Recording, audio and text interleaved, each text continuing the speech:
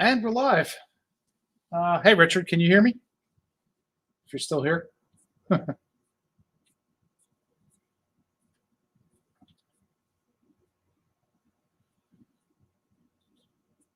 I know some of you are watching. I can see the eyeballs. Give me a one if you can hear me. Just had to reset the audio. Not sure if it's working or not.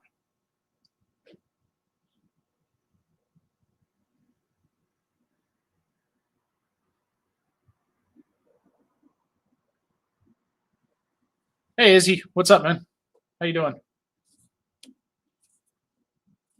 Can you hear me?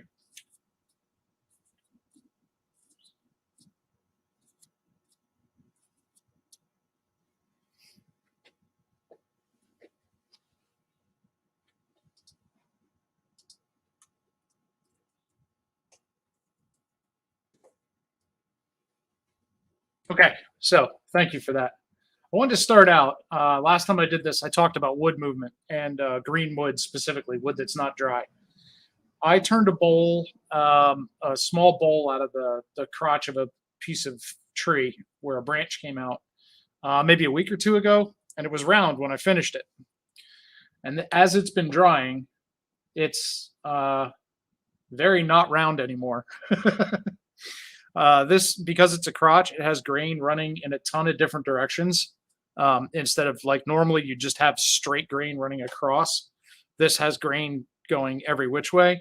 But just to give you an idea, this tenon on the back that you grab with the chuck, that was round when I finished it. And now it is just about 2 inches this way and almost 2.5 this way as the wood has moved, contracted along the grain.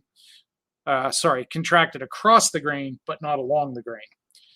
So we'll let this keep drying and maybe it'll settle back a little bit, or maybe it'll just be firewood. I don't know if the amount of warp I'm getting here, I don't know if I left myself enough wall thickness to be able to turn away the difference in size. Or maybe I'll have to just turn it down a little bit to where it's a little thicker in here and see if I can get a real shallow saucer or something out of it. But we'll see how that works out after it dries. This is part of the fun of working with green wood. You never quite know what it's going to do, but if you screw up, it's always firewood. So today, I'm going to start out. I want to try and make some acorns. I haven't done these in a while. It's a very small turned box. It's made out of 2 pieces. In this case, this is walnut. This is cherry. The way I usually do them is I make the top first, hollow it out, get my recess done right, and then flip it over, finish off the back. And then when I start turning this, I can size the tenon right here, the box tenon, to the exact size I want, and then hollow the box. And usually this one's a little loose because it was an early attempt. Usually they get a nice tight pop fit or a suction fit so that they don't really pop off. Some people like to use these as like little pill boxes in a purse. If you make them big enough, they're a cute little ring box that people can keep, on a dresser, something like that. But they're fun. They're a good exercise in learning tool control, which is why I'm still working on them. I'm great at bowls. I'm not very good with spindle work, and I'm trying to get better with that because a lot of turning is spindle work. And I kind of got rudimentary with it and jumped right into bowl work, which a lot of people do. So what I'm working with today is I've got a piece of cherry here, and this is sustainably harvested local cherry. In fact, it was a part of a tree we took down because it was overhanging the chicken yard at my parents' house. So we dropped it when we expanded the fence, and I took some of the straighter stuff, cut slabs out of it. I've dried it for about 8 years, and now I've got it turned down into some round stock. So the top's going to be cherry, and then this is some hard maple that was a skid. It was a giant shipping skid that was like 4 inches by 9 inches that was bolted to the bottom of a piece of machinery that went into a factory where a friend of mine works, and he was going to cut it up for firewood, and I grabbed it because it was like 18 feet long, and that is a lot of good free turning wood. So that's what I use for a lot of my practice work, some of my scrub work and stuff where I need hard maple, because a chunk this big at the store right now would be about $12. So I try and work out of stuff I've got. So what I've done is, this was obviously previously turned round. But whenever you unchuck something, it never quite goes back in right again. And I don't know if you can see, but if you look here, it's eccentric. It is not running true anymore. So the first thing I'm going to have to do is clean this up, get a nice smooth edge. I have a nice straight true face. I have my tailstock brought up for support so that if I get a catch, it doesn't come flying out of here and do what happened to me 2 weeks ago, which is where I was turning like this. It came out, spun around, whacked me in the back of my hand, and I thought I had almost broken my hand. So I'm going to start out by cleaning this up. I think I'm going to try the Skew Chisel. This Skew Chisel. It is a two-sided blade. They come in either straight. Well, they generally come in straight. I tend to make them curved. Gives you a little more range with the tool. The idea with these is you approach the wood at about a 45-degree angle. I'm going to actually have to adjust my rest, I can see.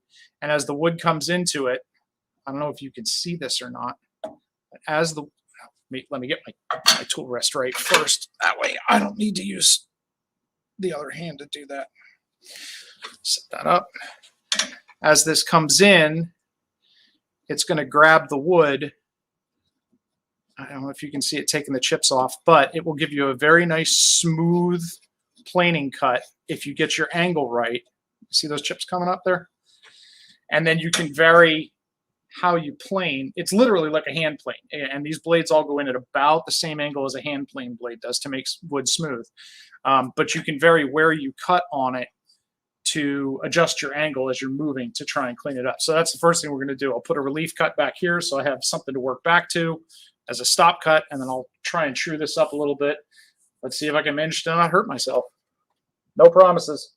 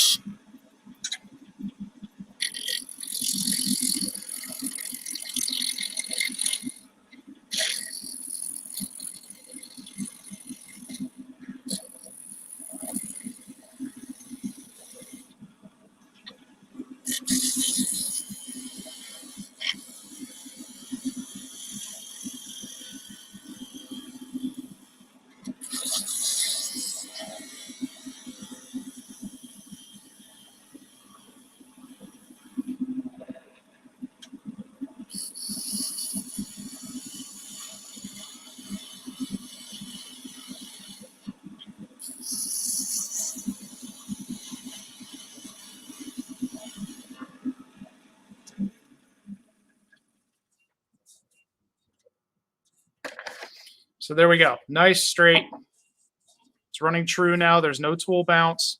So I've got a nice straight planed, almost sanded finish. I could get a little cleaner, but I don't really need to because most of this is going to be turned away to get down to the dimensions that I need for what I'm doing.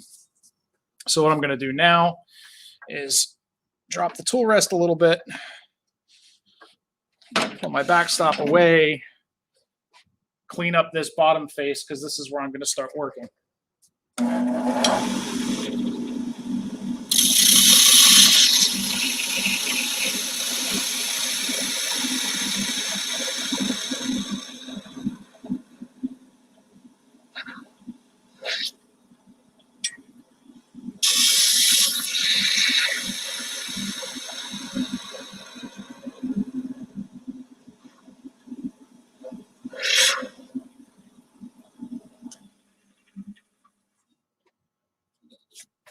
And now I have a relatively clean surface into the end grain here. End grain is always going to give you a little bit of tear out. So final prep will involve scrapers and stuff, which will clean that up. But right now I just want to get down to my size for the top. And to remind you, this is the idea of kind of what I'm going for. I'm not sure how close to this it'll actually be. It'll probably be pretty close because acorns are acorns. One of the beautiful things about acorns is if you make the basic shape of a thing that fits in a thing that's round on the top, you'll find an acorn that looks like it. There's tons of species of oak trees. They all make different acorns with slightly different shapes, slightly different colors. As long as you get pretty close, people are going to know exactly what it is. Cute, whimsical. It's an acorn. It's made out of wood. It's great. I'll pay $5 for that. So what I want to do first is I want to work back, figure out my diameter here, and then cut my recess.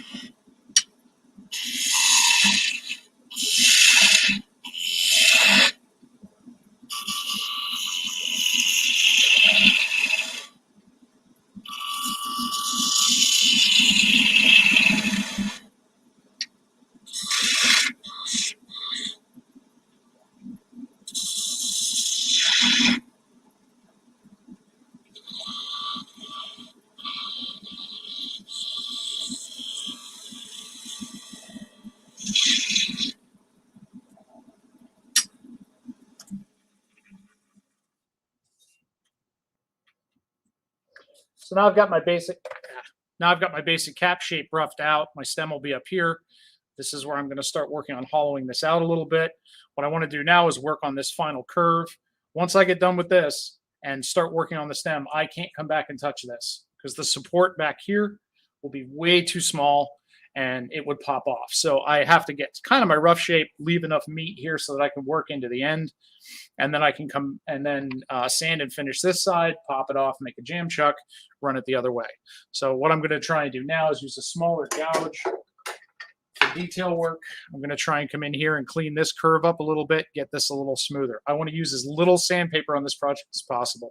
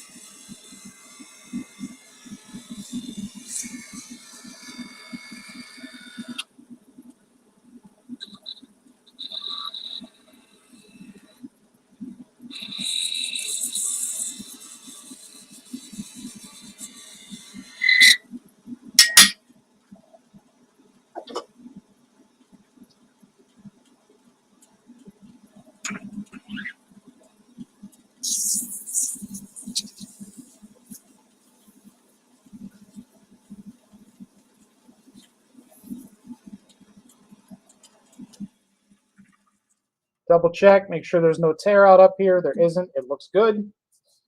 So now we can switch around to hollowing.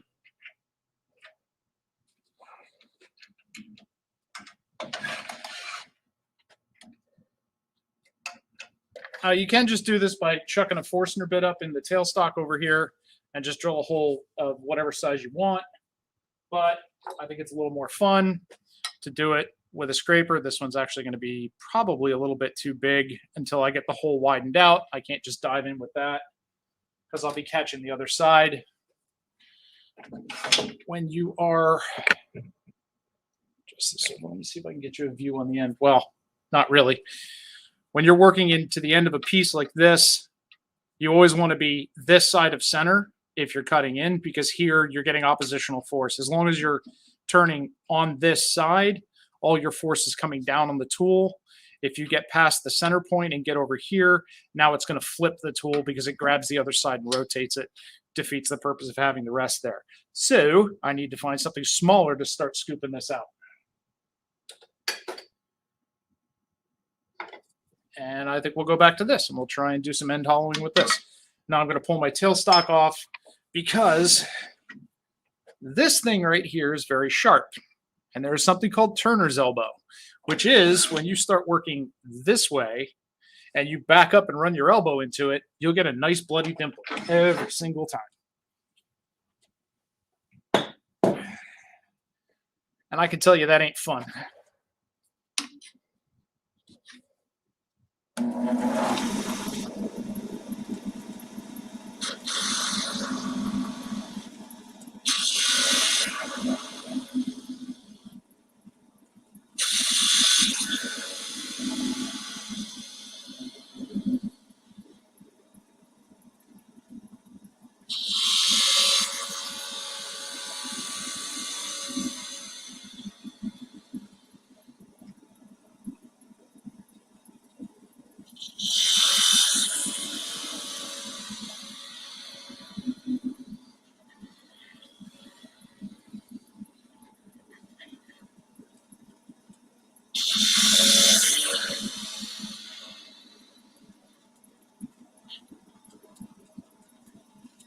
So now that I have this hollowed out, I know you really can't see it. I wonder if I can adjust the camera so you can see what's going on. No, I really can't. Not without a lot of work.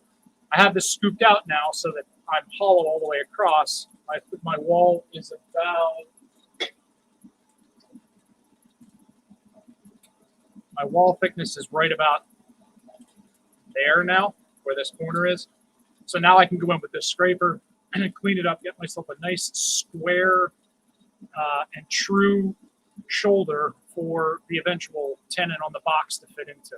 But to do that, I have to bring the tool rest up because a scraper cuts with a tiny burr on the top of this that you create by sharpening it. So in order for it to cut, it's a scraper, so it actually scrapes. So you need to come at the wood from a negative angle. The wood runs across this edge as opposed to level or high, which is the way a gouge wants to run. A gouge wants to run up, scrapers want to run down.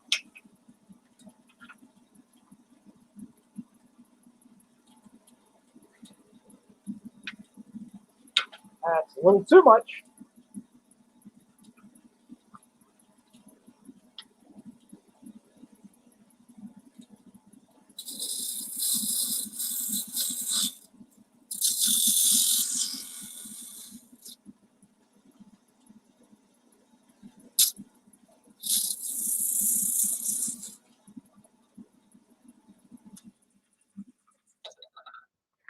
Pro tip, if you're going to get into this, make a habit of turning things off and looking every once in a while. You can't always see what's going on when it's spinning, and you can't tell whether you have a real nice clean cut or you've got some ragging, which is what I've got going on right here. Inside the end, the fibers are tearing out of me a little bit, so I need to go back with an even smoother cut, try and clean it up just a little bit. Oh, another point on this. This is actually a box scraper. It is actually sharpened on this edge as well as this edge. I have a chamfer cut in here as well so that I can work along the wall or along the bottom of a recess. This is a square one. This is a round one. This one's only cut on the nose so that you can work curves like on the bottom of bowls, in the bottom of a curved lid for a box, something like that. Pardon me. Got the hiccups for some reason.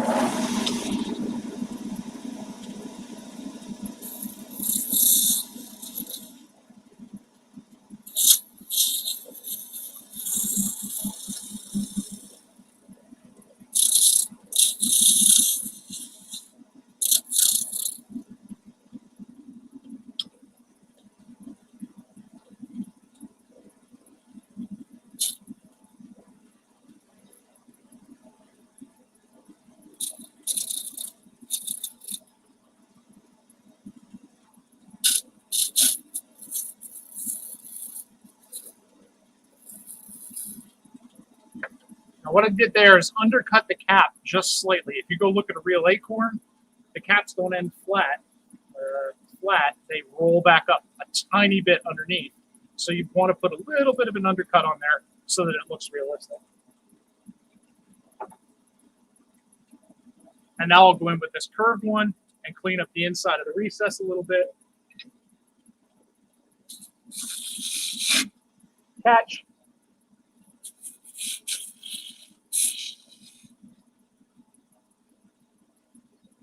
Like I said, I got a little too far in right there. I got both sides and it tried to twist it on me. Happens to the best of us. So I've got a nice clean shoulder here. It's nice and straight. I've got the inside of the box cleaned up a little bit. So I hit with a little bit of sandpaper to make that look nice. Just clean up any tear out I have going on.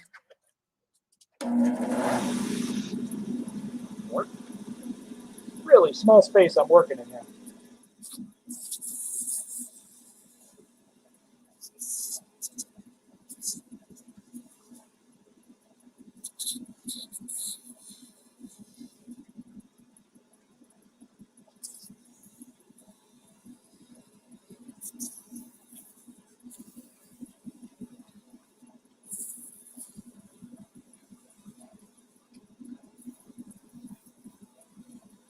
I have a little tiny line right here from the tool. I want to clean that off because it will be very noticeable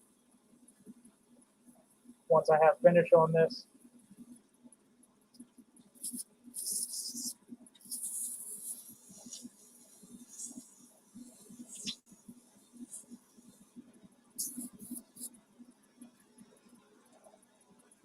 And because I like to decorate the insides of things. Oh, that went out of focus. Come on, focus, buddy.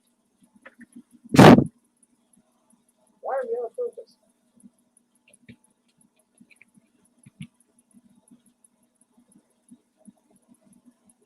That's annoying. I'm going to use the point of my skew right here, this long point, and I'm going to put a couple of rings inside the top, just so that it looks pretty when you look at it from the inside.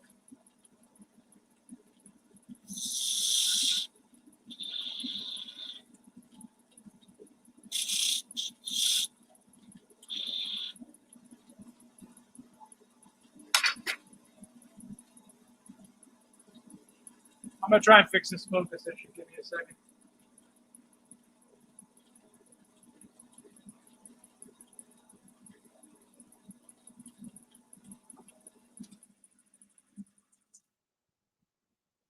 Come on, bro. Focus. Hello.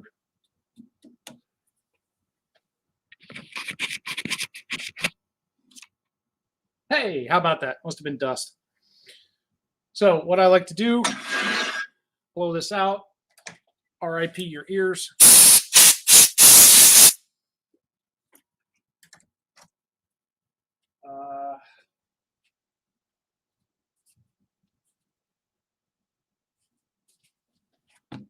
The old standard walnut oil, which I love for everything.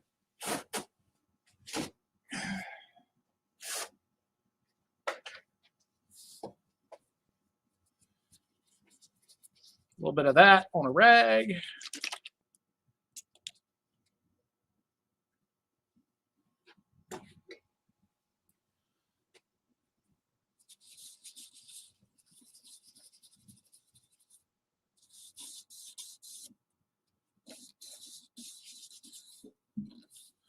Walnut oil is nice because it penetrates the wood nicely and it eventually dries to a nice like satin matte finish with a tiny bit of shine to it, not too much. When you're dealing with something small like this, like a box that people are going to be handling and trying to open and close, you don't want super, super shiny. Super, super shiny picks up fingerprints. It picks up dings real quick. It also makes things slippery. And the worst thing you could do to somebody is send a beautiful box home with them, and the first time they open it, it slips out of their hands, goes skittering across the floor, and cracks or chips. Some people like that because it gives it age and beauty. Some people really hate it because they broke their brand new box. And you can actually see, I don't know if you can tell right here, I'm close enough on the inside that the oil is actually seeping through the pores of the wood and coming through the backside. So I'm pretty close to I have to be real careful when I'm shaping this cap because I'm almost right there with the recess on the inside already. So we got that finished in there. Turn this on, give it a little bit of pressure, buff it out a little bit.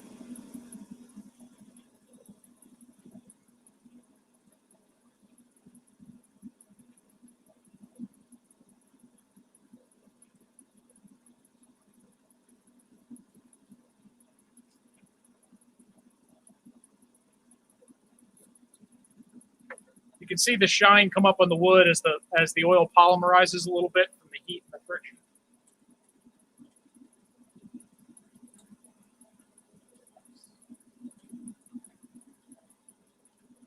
This is my old buddy Pure Beeswax.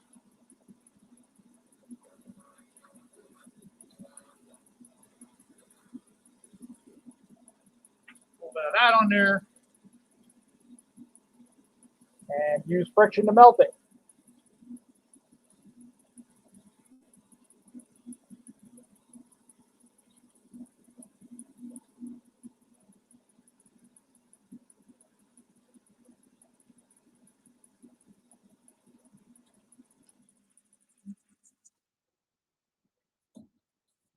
Nice, shiny, smooth.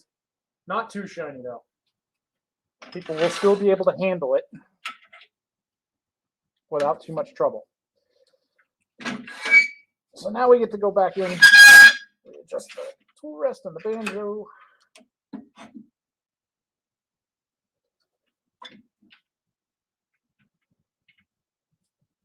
Now I can go back in and start refining the top of my top out. So the first thing I want to do is give myself a little more relief here and then start working back towards what's going to be the final finial.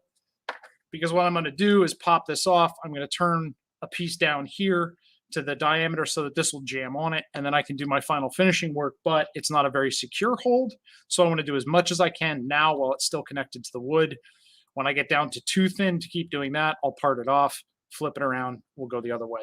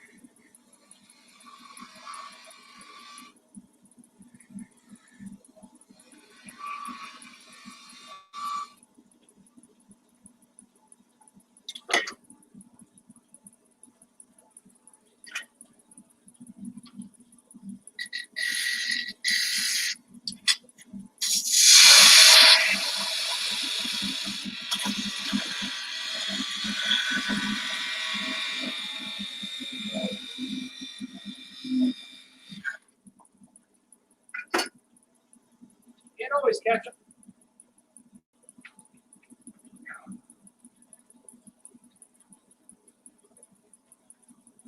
So this is what I've got now. Here's the inside of the cap. Like I said, I got a nice square shoulder, turned a couple of detail beads on the inside. It's got a nice smooth curve that comes under. I've got the beginnings of a handle up here. So now all I have to do is take this diameter, transfer it over to this, turn a tenon that this will fit on, jam chuck it, and keep going. So I'm going to take a tool that's designed for this.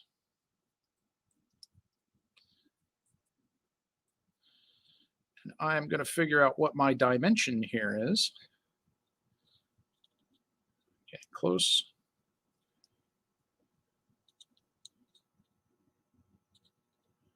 I'm going to leave a little extra so I can sneak up on it.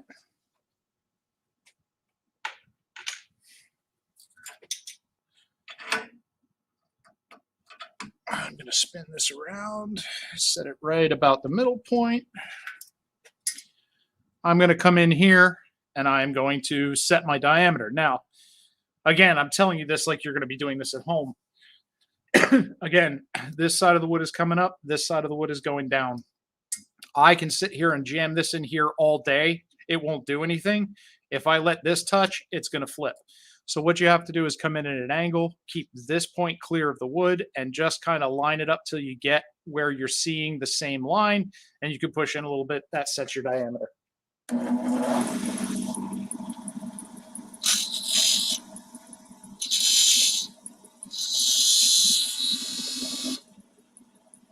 So you can't really see it, but I now have a circle centered on the board that I can cut down to on the outside to get my final diameter.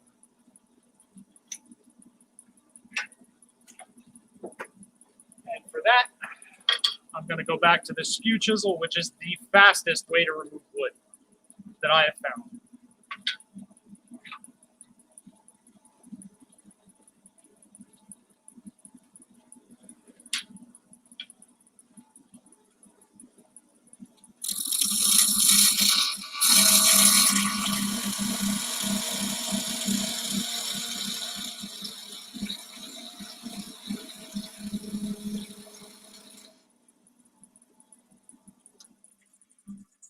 That gives me a nice clean shoulder. You can actually see the remains of the indent that I put in there with the dividers is right there.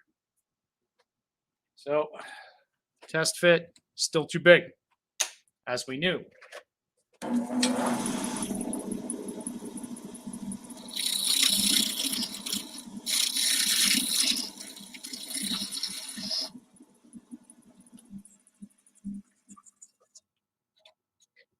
Creep up on it. You can always take more off. You can't put more on.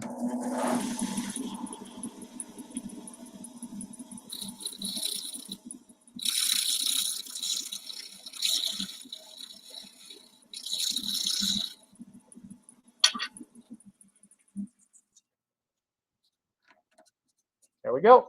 We're there. Now what I want to do, I will run this. I will very gently press this against it, and it will show me where I am at the right diameter. Where that is burnished, that's the right diameter. So now what I have to do is come back in with the tool, get enough that diameter so that it seats on that shoulder that I left inside the cap there, and we'll have a nice square firm mount.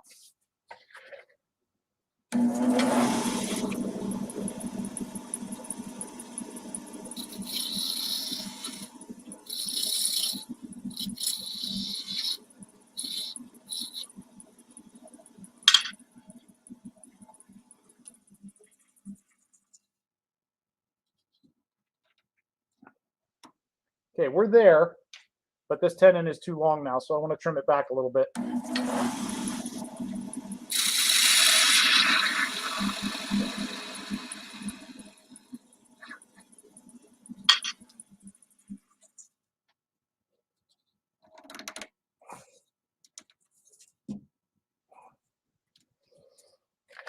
So now this is purely held on by friction between this piece and this piece.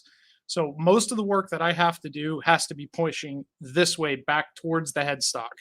If I try and work that way with any kind of force, it's going to go flying off and end up in my wood shelf somewhere.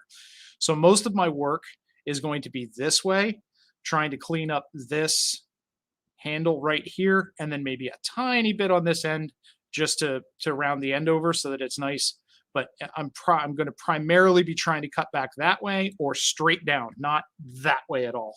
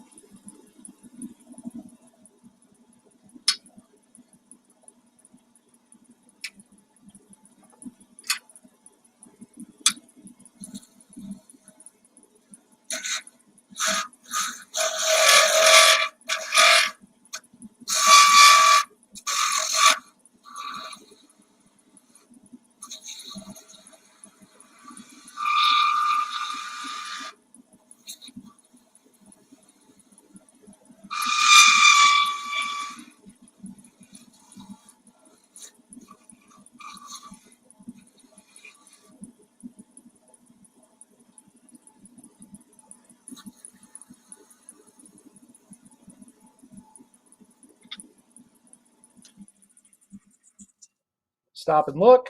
I really like that. It looks nice. A nice little grippy spot on it. It's thick enough that it probably won't break off. Probably. I'm not thoroughly happy with the shaping on this. I could have come more curved in here, but I cut my recess too deep, so I don't have much to play with. So this one's probably going to end up with one of my kids, as most of them do. Anytime I take a project in the house, it gets snagged. But it's good practice no matter what. So now I can just come in here, like I said, with a little bit of sandpaper, clean up some of these edges, and be good to go.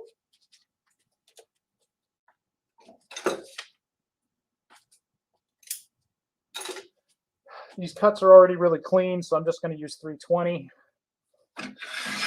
Don't have to start with 80 or anything. That'll actually chew it up worse.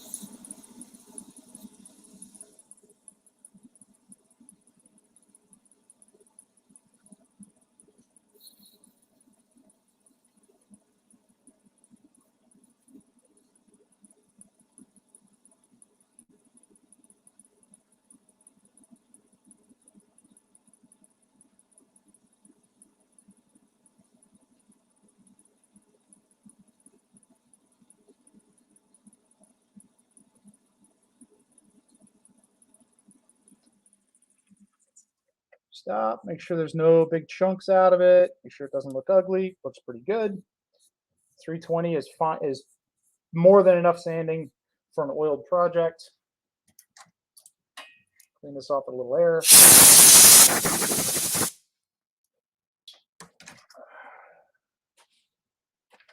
Find my oiling rag, which I already lost. I think that's it. Just like it.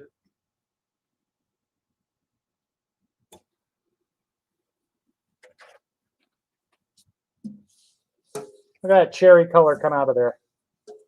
Such a beautiful wood. So pretty. Flood the oil on, heavy. Let it soak in, let it penetrate the wood.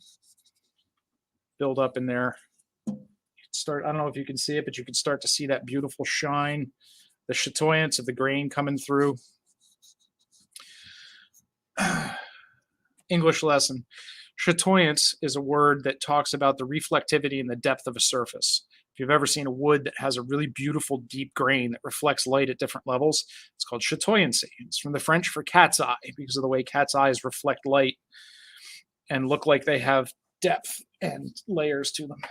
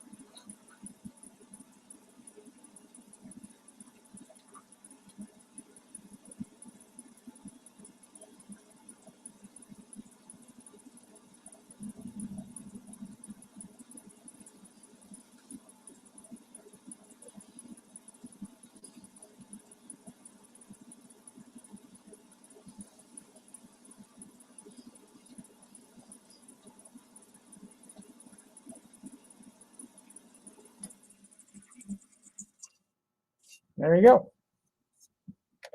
One top for an Acorn box.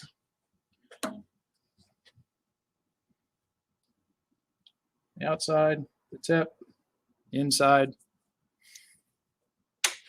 The reason as I think I said, the reason I like to make the top first is because I can then size my size the tenon on the box to the top. And the beauty of that is I'm going to be working with a piece about this long. I can keep cutting it back till I get it right. If I make the box first and then make a shallow top, when I go to size the tenon, I only have a tiny bit of space if I make a mistake to cut it back and shorten the top. So it's easier to do the box first. So speaking of tops, I think I'm going to use a chunk of this and make one. A spinning top, not a box top.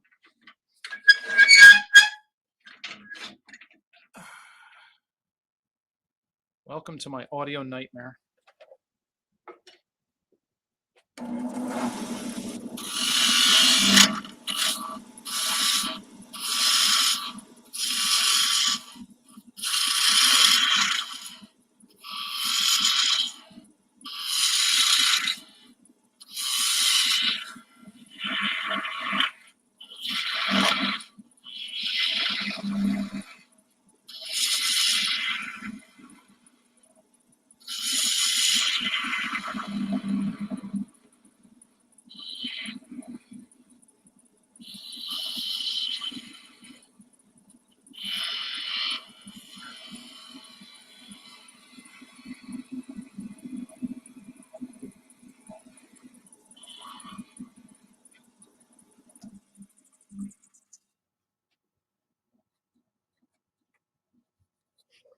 All right.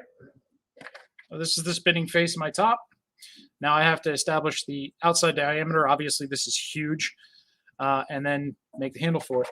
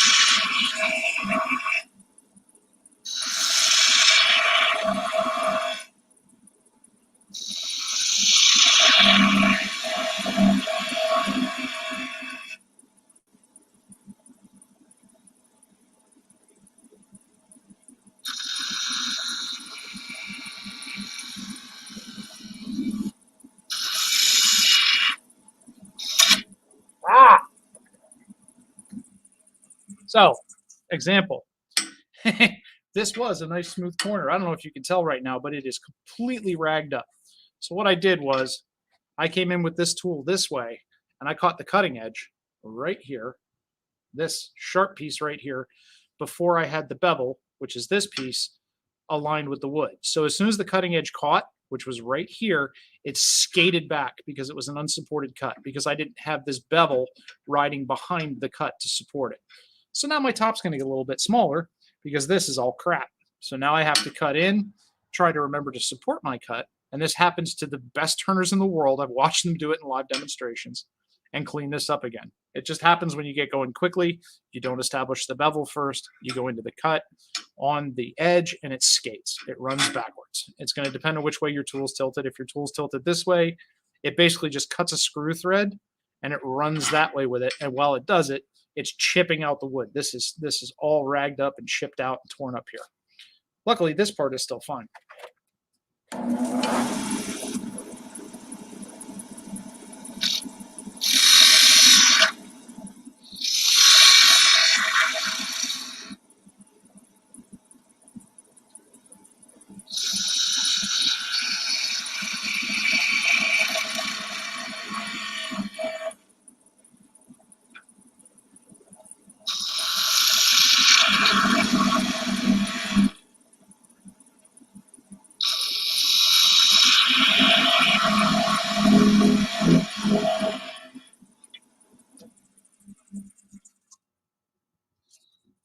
All right, now this is nice and clean now. Nice and cleaned up. The other thing I want to do, like I said, I like to decorate stuff. So I'm going to come in here and I'm going to put, I think red looks good on cherry.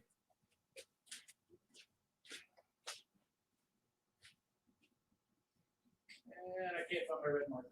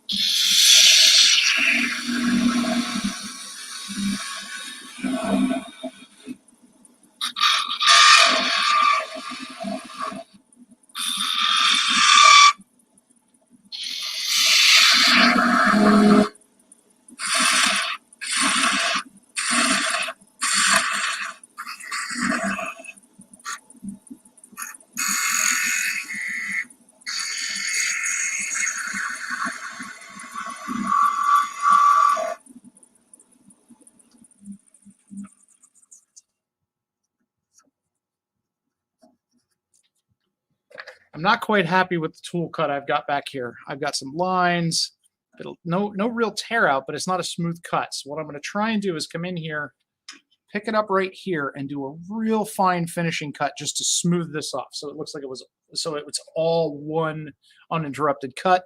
So it's not, so it doesn't look like it's multiple cuts.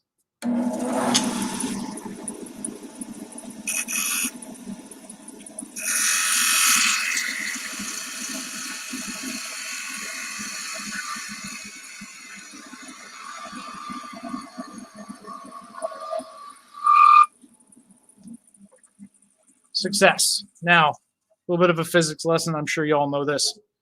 This is basically a simple machine. This is a big gear. This is a little gear. You could spin this by hand maybe twice when you're trying to spin the top. The smaller you make the tip up here where you grab it, the faster this is going to spin because you can get 6 or 7 rotations like this. So the secret to a good top is a much wider base than you have tip, and going thinner is always better. Can't go too thin because little kids can't really get a spin on them, but fairly thin is a good thing. But now that I'm starting to work back on this again, like I said, now that I'm starting to work back on this handle, I can't do anything else out here because I'm not going to have enough meat to support it. At this point, this is just kind of swinging free. So I have to work back towards the headstock. If I push away, I run the risk of breaking it or levering the wood away from the center of axis, which makes chatter and bounce and all kinds of crap, and it makes ugly cuts.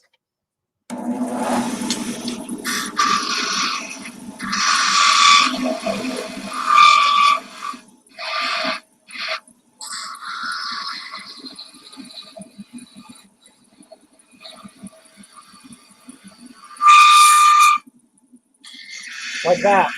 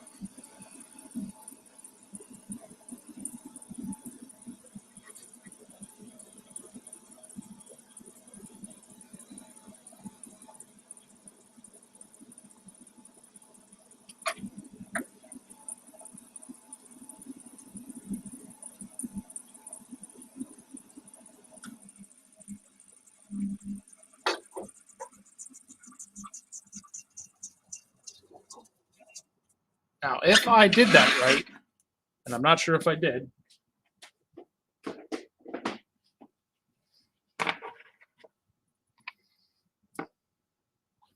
it should spin that way. And yeah, I may not have gotten this point quite right. It's a trick to parting it off with the skew chisel, that it leaves a point on the back end as well that sometimes you can spin them on. It's still one I'm trying to learn consistently. Yeah, this one's not going to do it, but it will spin this way just fine. Spin it right off the lathe.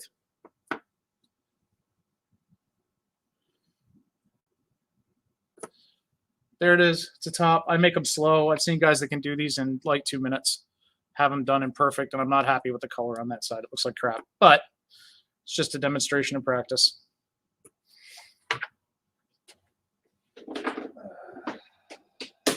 On to the Acorn.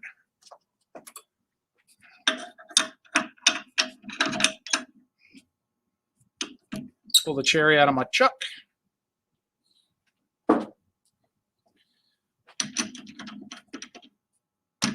Maple. So what I did was I cut this square. It's about 2 inches, maybe a little over. Made sure that the ends are square, because the ends seat on the shoulders inside these chuck jaws. And you want it to be as close to parallel to the lathe as possible when it's chucked up. Obviously, the less parallel it is, the more this end wobbles eccentrically, like me, eccentric. I'll take a second to look at the chat here, see what's going on. Maybe I'll go back and read it later. Once again, sorry about your ears. Go bring my tailstock up, because I'm going to rough this off. And there's a good chance I'll get a catch. And I don't want it to come sailing off the lathe again. Come on.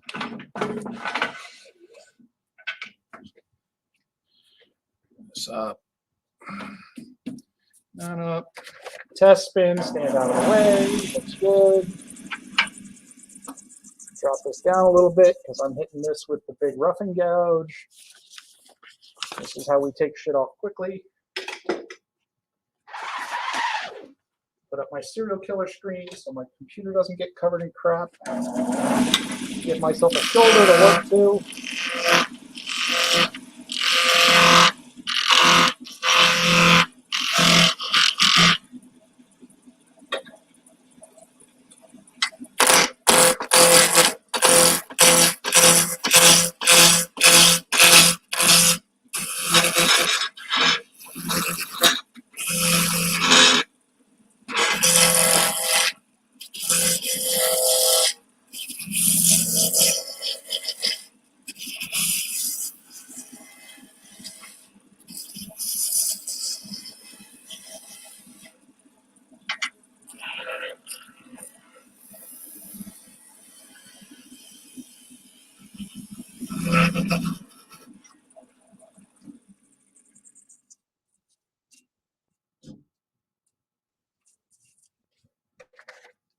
So obviously this was actually a little bit off center, because this flat is way longer than this one, and this one.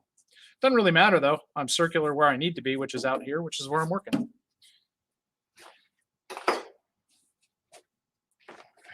So this is our cap.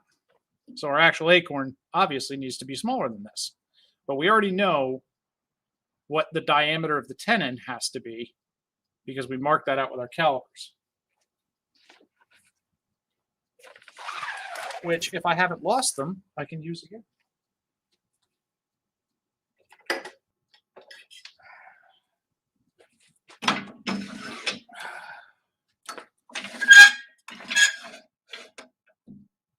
Now I'm going to come back here. I'm going to do the end marky thing again.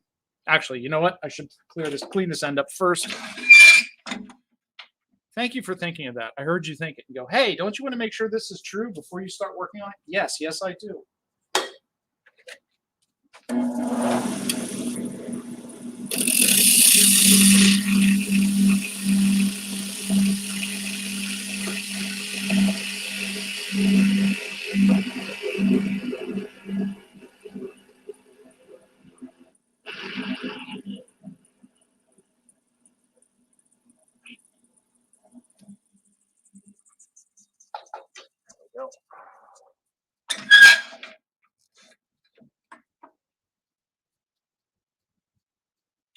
Here's my head if it wasn't connected.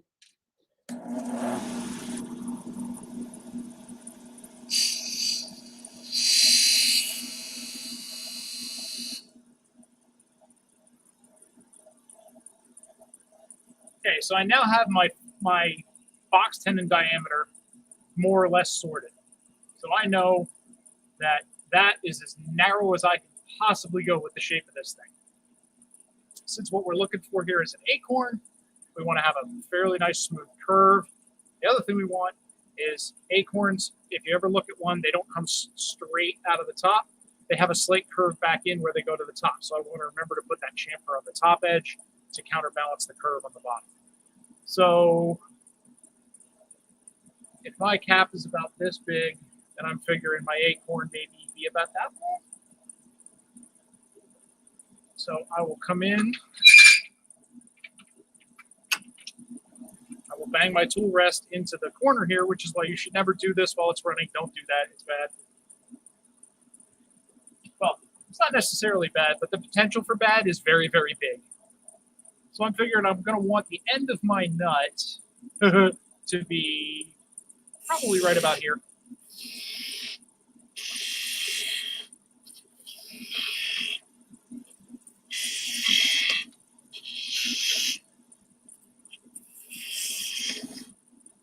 Use my skew to find an endpoint so I know what I'm working back toward.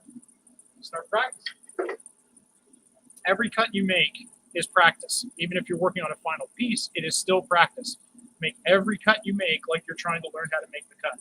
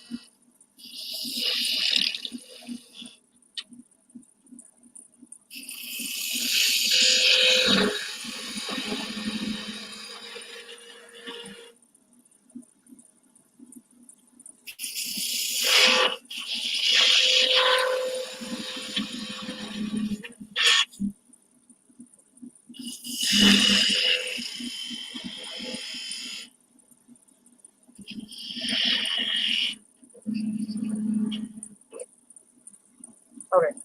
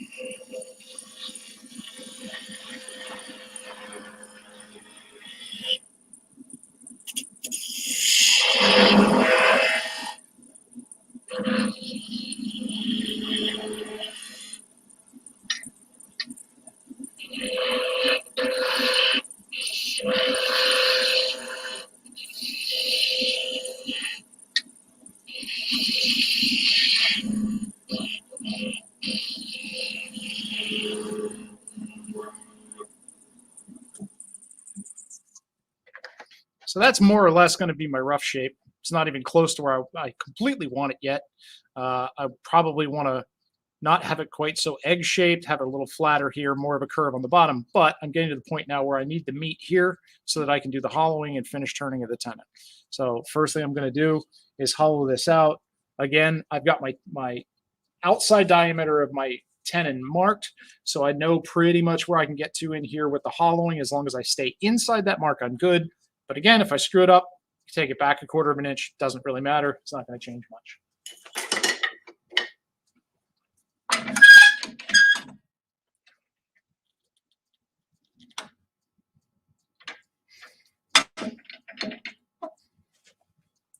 With this, you want this pointed right about maybe a hair above center or at dead center when you're trying to hollow with a gouge. So I'm still a little bit high for the way I like to hold my tools.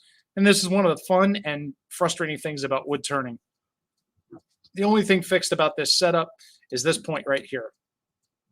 Everything else is your preference, and you have to set it up manually. How far away from the wood this is, how high this is, what angle it's at. It all changes consistently. So getting really comfortable with a tool, and then changing your tool rest out, like if they break or if they get all chipped up, you may have to learn how to reset it all up again every time you use it. Just part of the fun.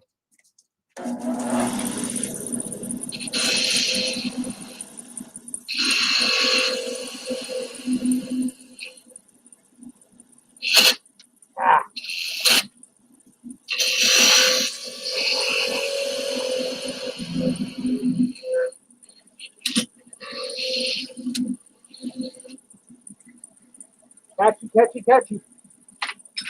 Again, like I said, I caught the tip and it ran back on me. That's okay. I can work around that. But again, that was from lazy. I didn't move the tool. I didn't move the tailstock out of the way. So I was trying to work from here where I should be working from here.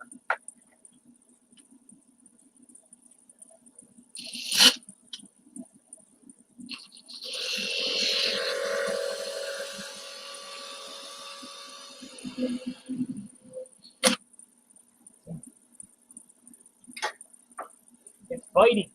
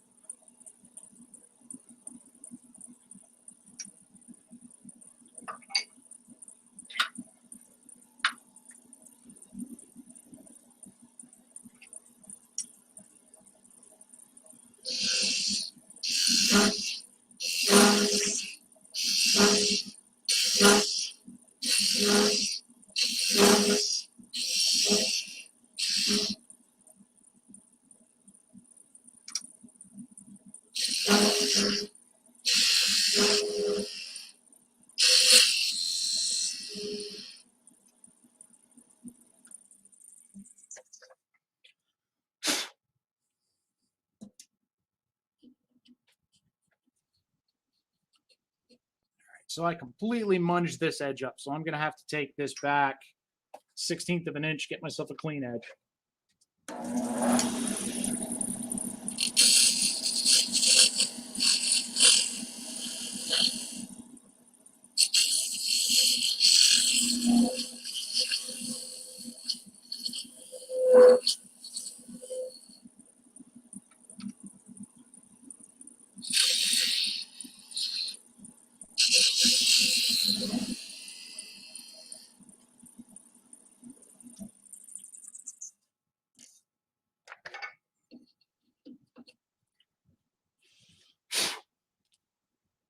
Part of the fun of hollowing is that you can't see what you're doing. Part of the terror of hollowing is that you can't see what you're doing.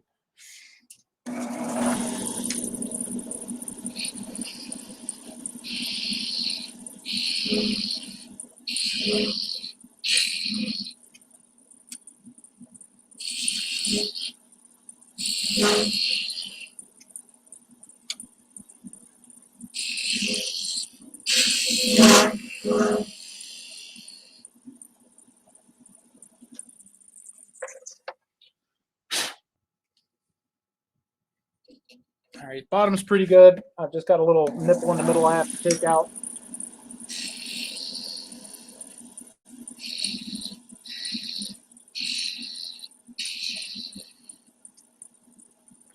That's done. I'm going to use my box scraper to just clean up that inside edge so it's nice and smooth.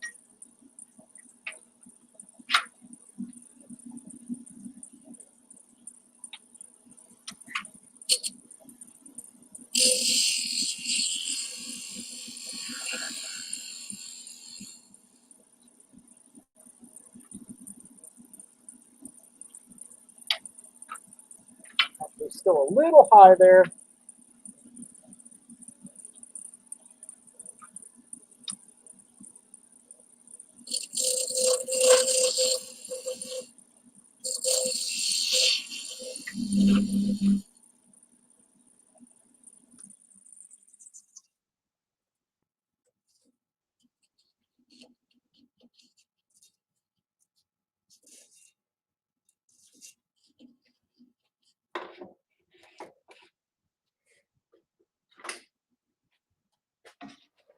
That one's too damn big.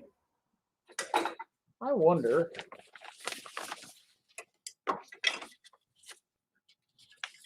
if I have a mini. Hey, look at that. Teeny tiny tools. Going too low now.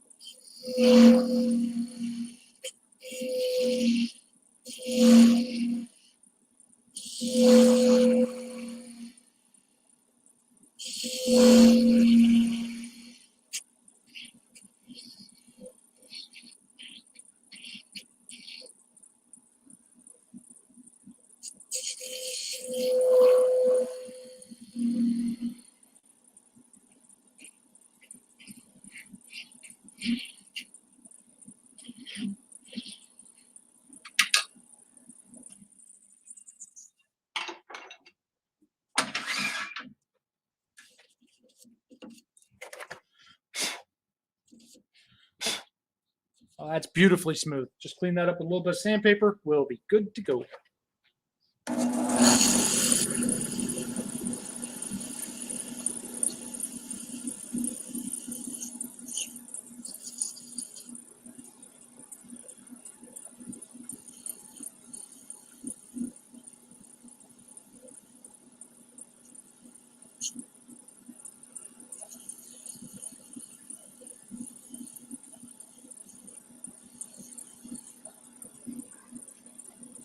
Gets hot.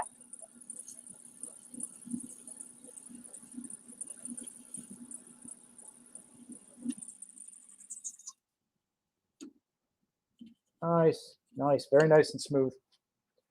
So air.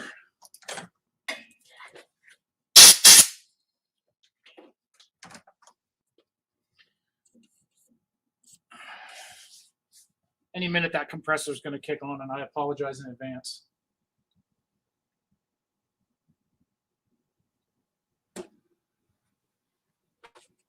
Our friend the oil. Throw a little of that in there.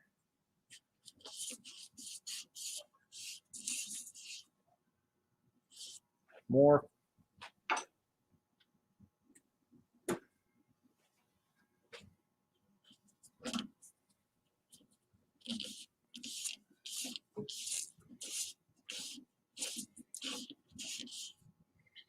Make sure we have full coverage. We do. Do another thing they tell you never to do. Never stick rags inside things. The way I'm holding this, though, if it gets twisted out of my fingers, it just gets twisted out of my fingers.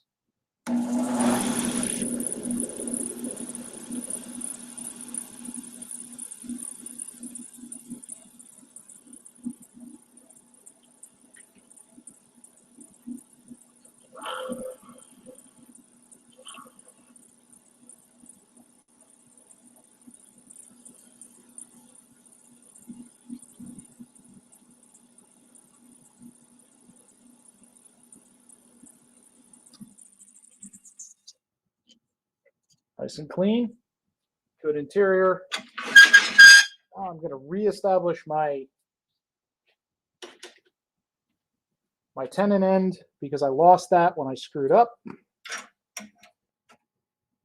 And I may have actually hollowed too wide, which means I wasted this whole project. No, maybe not.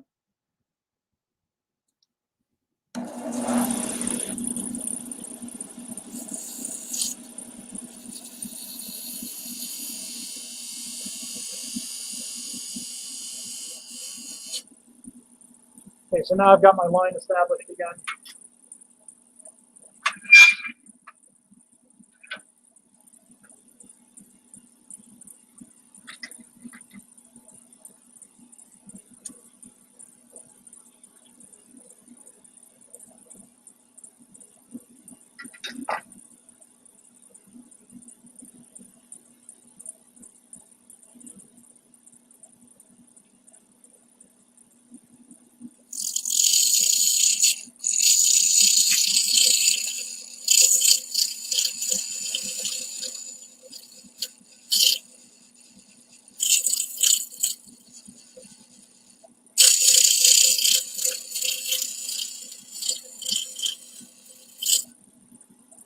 And I'm just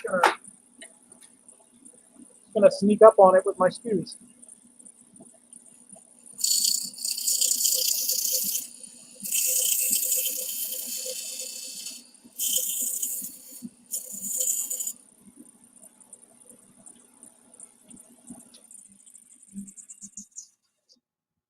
I'm a little big. I am also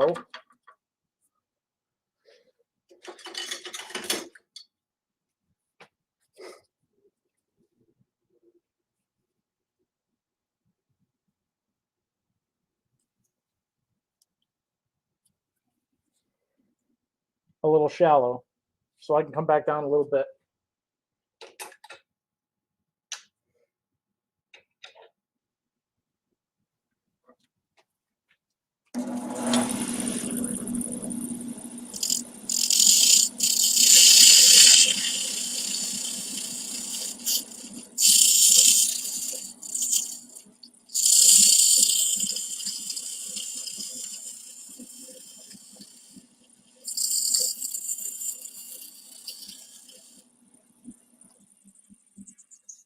As I said with last time, I'm putting a slight tilt this way on it so that I can get a shoulder that this will actually set on, and then I know what to cut straight back.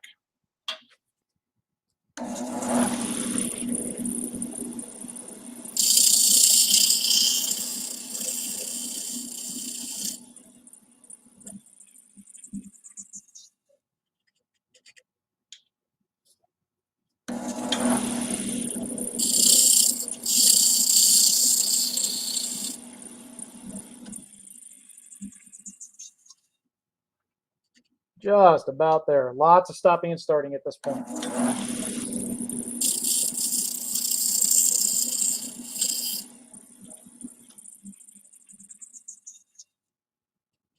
Oh, so close.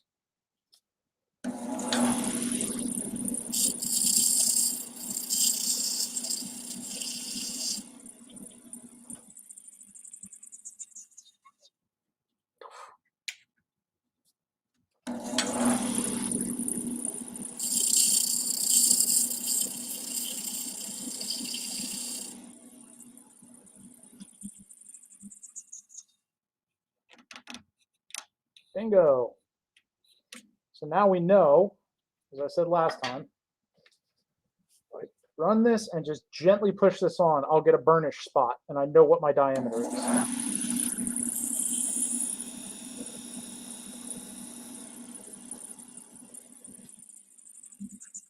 You probably can't see it, but I can. There's a shiny spot right here along the edge. That's where that was rubbing. So I just have to cut this straight back now at that same diameter. This is the really tricky part.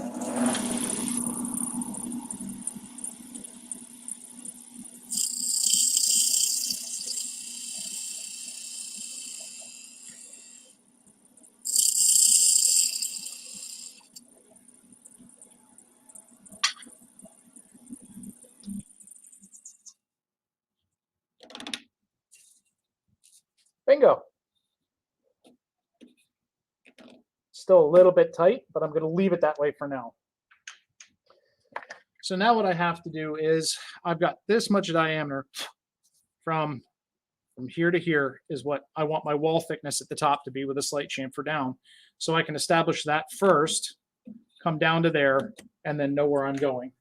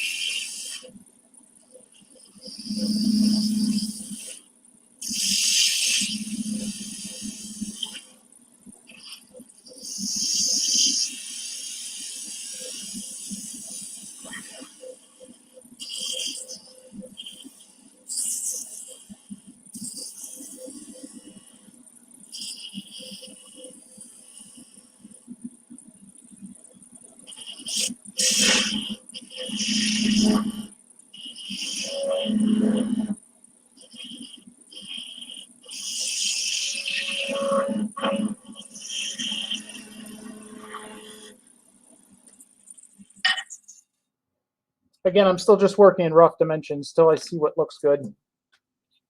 It's still a little bit fat. I still want to take a little bit off of here so I can get that roll back under the cap a little bit.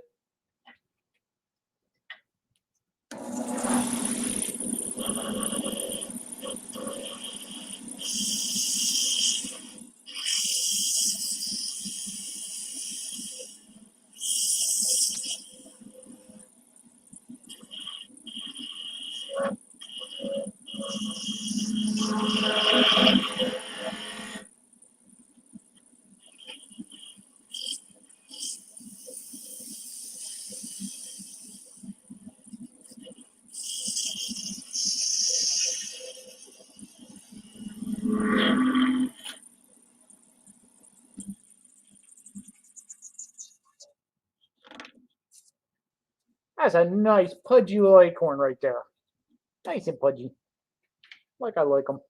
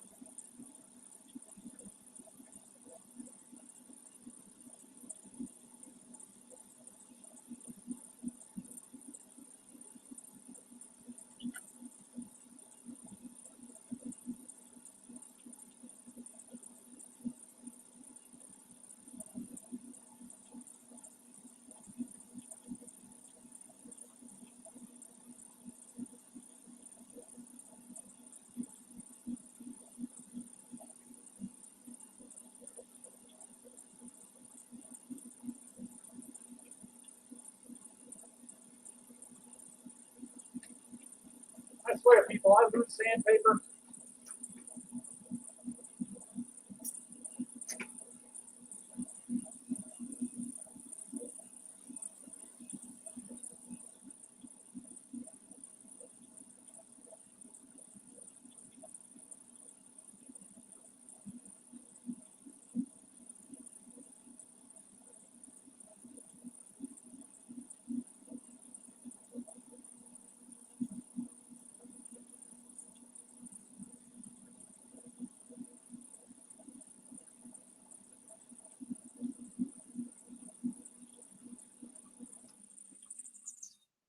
once again, I'm trying to do the bulk of my sanding and shaping before I remove it and spin it around.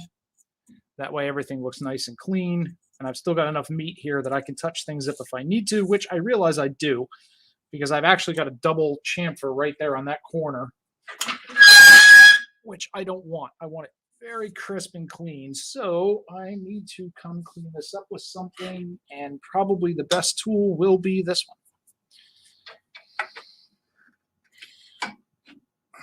Now, I don't know if I mentioned it or not, but this is not actually ground at 90. This is ground at like 88, something like that. So this wing actually sits back this way from the corner so that I can get in with this corner and work close without this catching what's out here, hopefully.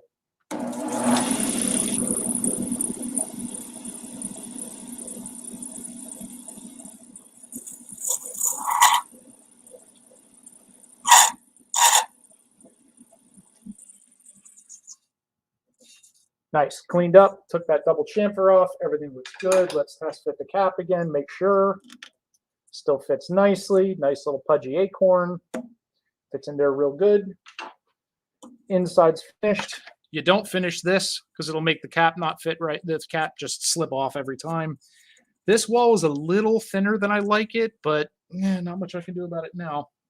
But it does almost have a sharp edge here. So I'm just going to break that edge just a little bit with some sandpaper by hand. If you do it with the power on, you're going to oversand and lose your tenon thickness. I'm just going to clean that up just a hair so that it's rounded and not sharp. Don't want anybody to feel like they're cutting themselves. Now we'll take this off just like we did before with a parting tool, but I'm going to use my thin bidan tool this time, or bidan tool, however you pronounce it. It's a much thinner tool. This is too high, and it's going that way.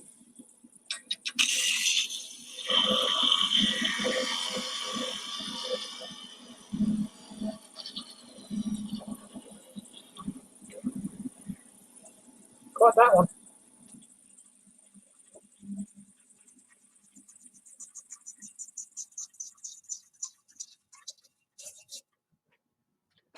So there's the inside, smooth, sanded out and finished. Here's the outside.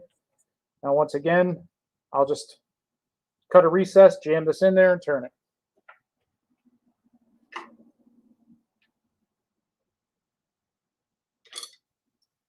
And again, I can use this same marker once again because it's still the same diameter.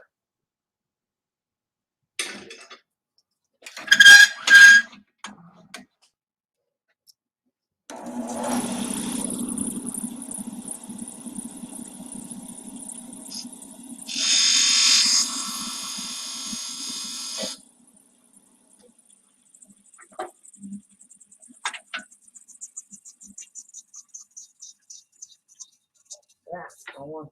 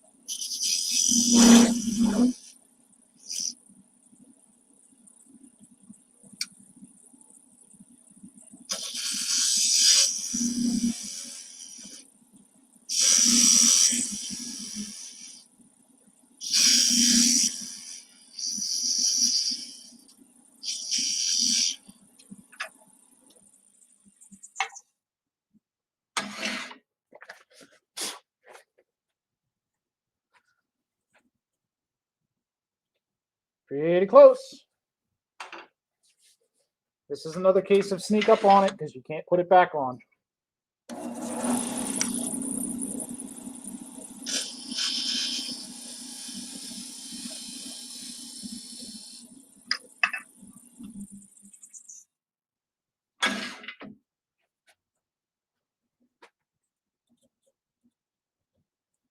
Right about there.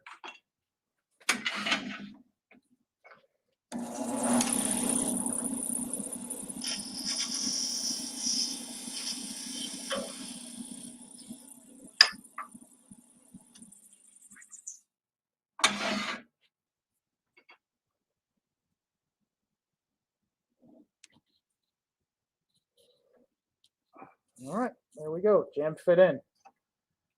It's not a particularly tight fit though. So if this comes sailing off of here, I'm not going to be terribly surprised. I will be upset, but I won't be surprised. So now what I want to do, the reason I'm at an angle is, again, I want to work back this way as much as possible. I do not want to go that way with the forces.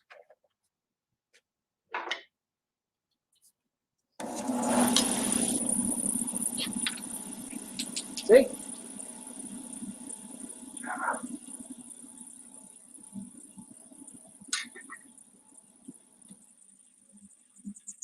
So now we're going to try another trick.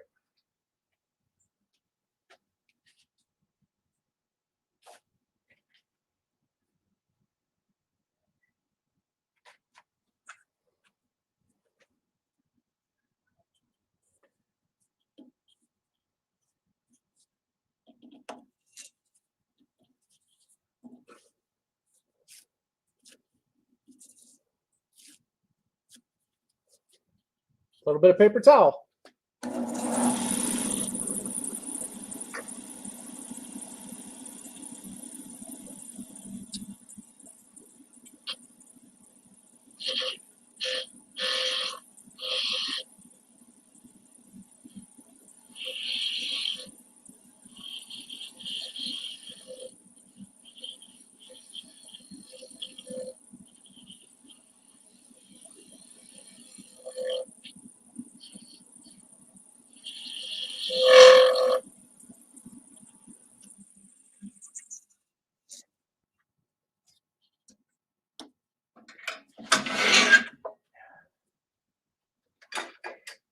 So because I got over ambitious with that tenon there, or the recess, I can't do much with the tool. It's just vibrating too much on me. So 320 grit gouge.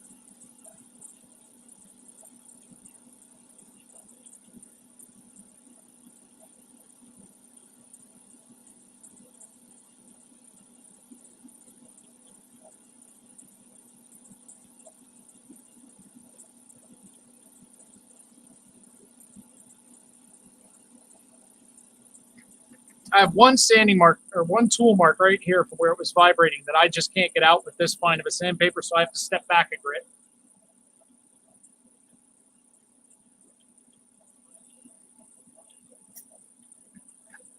Hit it with some 240.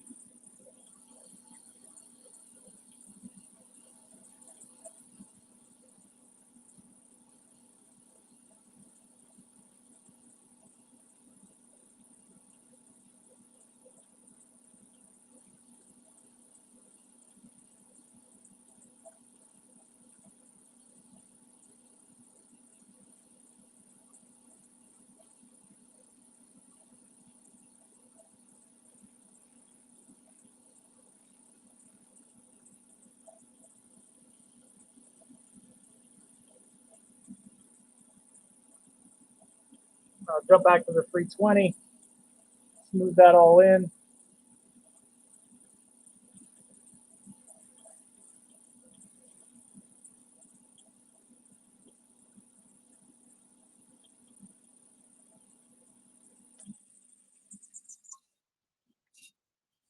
Stop and check, make sure there's no dents that I'm missing. There aren't. Pull this extraneous towel off because it's about to be an issue.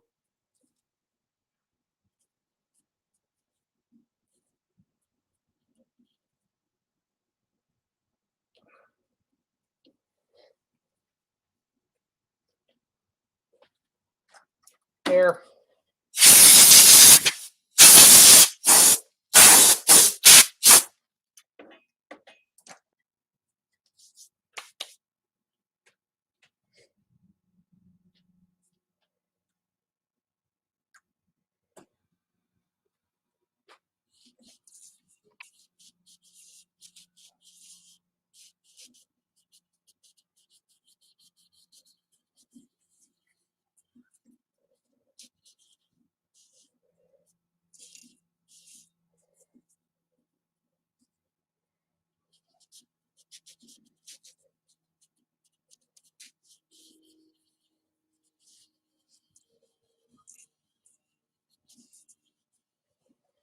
Some oil on there.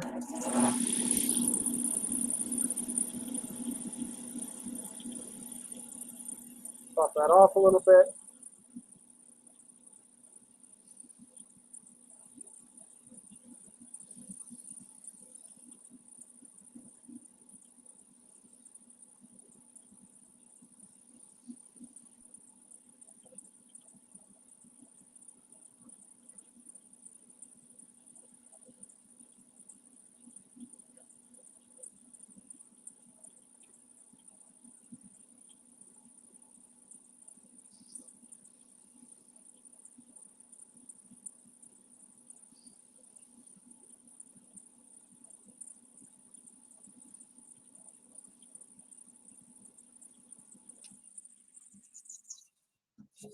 Nice, clean and shiny.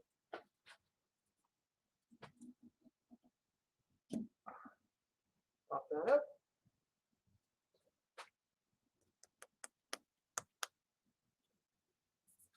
Blow this off quick.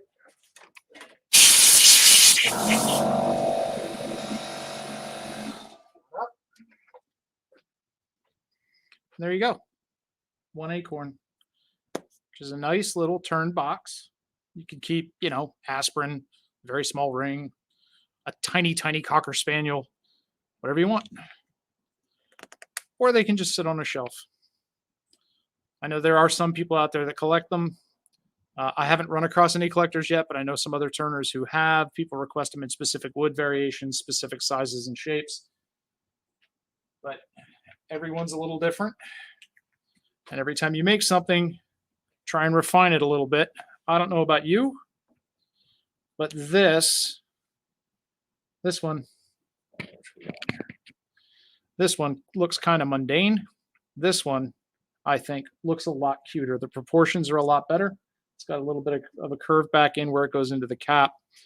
And I really like the detail on the top, even if Acorns don't necessarily have little tiny finials on the top. I like to put them on there because it makes it look more like a box. I'll take a look at chat right now and see what's going on. Now that I have a chance and can move my serial killer plastic sheet away so the computer doesn't get covered in wood chips. How's it going, folks? Did I successfully kill an hour and a half of your afternoon for you? Oh, hey, Paulie. Hello, Long Brain, Taco Josh, MJ.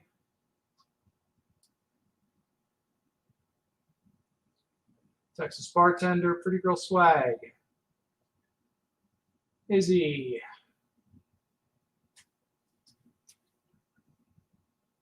Vanilla Pat, Joe Cool, Capgun Slim, Dr. Remulac, Elizabeth K.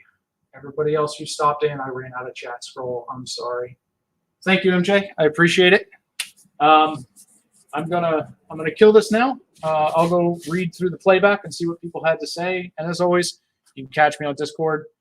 If there's any questions I can answer, feel free to ask me. I love to talk about this stuff.